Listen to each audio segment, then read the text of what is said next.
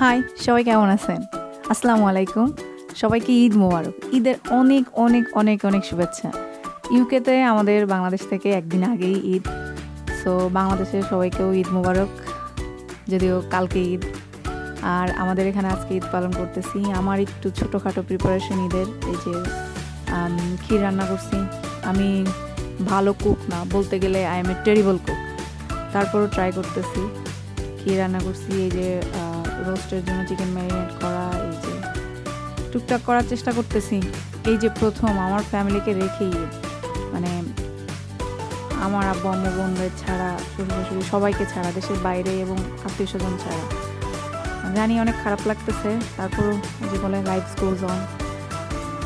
সবাই আমার জন্য দোয়া করবেন এবং ঈদের অনেক অনেক অনেক অনেক শুভেচ্ছা।